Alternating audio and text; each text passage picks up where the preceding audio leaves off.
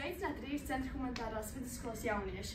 Es esmu Mārija Ķēniņa Kinga un šodien es jūs vēlos iepazīstināt ar 1905. gada revolūciju. Šī revolūcija bija viens no lielākajiem politiskiem satricinājumiem Krievijas impērijas vēsturē, kas būtiski ietekmēja arī Latvijas teritorijas pārmaiņas. Tas ietekmēja gan vēsturi un radīja priekšnoteikumus svarīgākajām izmaiņām valsts politiskajā un sociālajā attīstībā. Es esmu izveidojis laika līniju, un viss sākās ar strādnieku demonstrāciju apšaušanām Pēterburgā. Jā, lūdzu. Vai jūs esat bijusi 1905. gada revolūcijā? Nē, bet mans vectēvs. 1900. gadā Atis Ķeniņš ar savu sievu Annu Rumani Ķeniņu izveidoja meitiņu privātu proģimnāziju. Sākotnēji tā atradās Āgenskalnā, bet tad pārvācās uz centru Tērbats ielā 15-17, un 1905. gadā sāk darboties tirdzniecības skola zēniem.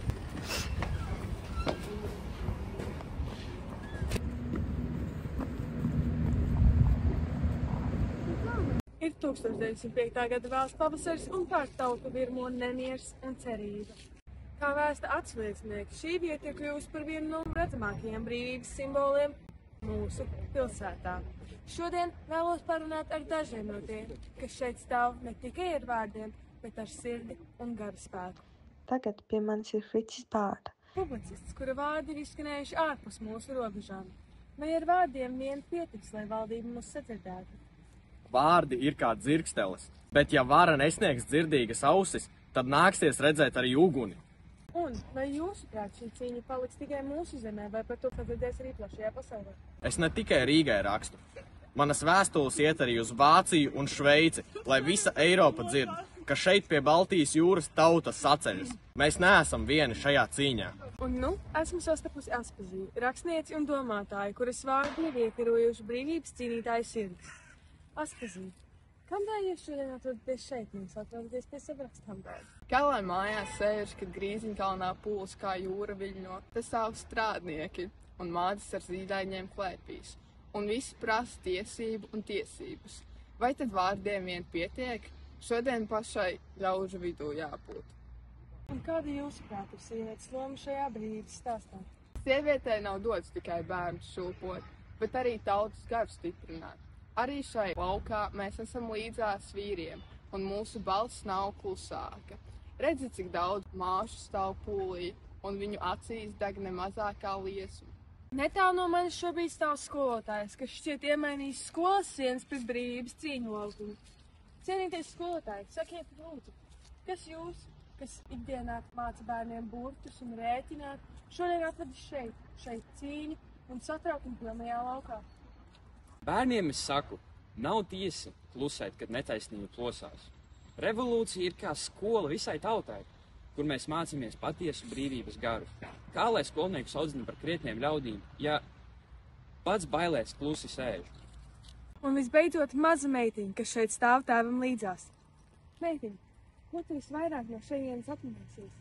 Visvairāk es atcerēšos tās spēcīgās dziesmas, koki līdzi gāja, un tēta roku, kas mani turēja sev tik cieši klāt, ka es te nepazustu. Un vai tu saproti, kādēļ tev vecāki šeit šodien ir atnākuši? Es vēl ne visu saprotu, bet ja vecāki grib, ka grāmatās ir mūsu valoda, un ja tā ir brīvība, tad arī es to vēlos piedzīvot. Šai kalnā skan tautas balss, stipra, dziedoša un neapturama. Varbūt pēc pāris gadiem šos skatus mēs aizmirsīsim, bet mūsu garu nekad. Grīziņkalnā dzima drosme, un ar to sākās mūsu brīvība. Un tagad mēs esam atpakaļ Rīgas centra humanitārajā vidusskolā, un ir laiks pastāstīt par jūsu izvēlētajām 1905. gada personībām. Milda Salnā bija žurnāliste un sabiedriskā darbiniece, kura bija ļoti aktīva 1905. gada revolūcijas notikumos. Pēc revolūcijas viņa tika izsūtīta uz Sibīriju, atgriezās Latvijā 1920. gadā. Viņa bija vienīgā sieviete, kura strādāja kā redaktore politiskajā presē, kā arī kandidēja vairākās Saeimas vēlēšanās. Aspazī īstajā vārdā Elza Rozenberga bija latviešu dzejniece, dramaturģe un sabiedriskā darbiniece. Viņa aktīvi iestājās par latviešu tiesībām, sociālo taisnīgumu un latviešu nacionālo atmodu.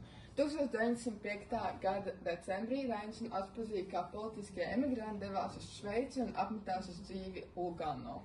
Atis Ķeniņš ir rakstnieks un sabiedriskais darbinieks, kas piedalījās 1905. gada revolūcijas notikumos un vēlāk rosināja sabiedrības izglītošanu. Ķēniņa darbi atklāja cilvēku ticību brīvībai un zināšanas spēkam, kas palīdz tautai attīstīties. Viņam bija dēls Gundars Ķēniņš Kings un mazmeita Mārīte Ķēniņa Kinga. Fricis Bārda bija dzejnieks un domātājs, kura darbos bija jūtama dziļa ticība cilvēka garīgajai būtībai. Viņa dzeja palīdzēja saprast, cik nozīmīga 1905. gada laikā bija latviešu tautas vēlme pēc brīvības un iekšējās atmodas. Latvijai spēks!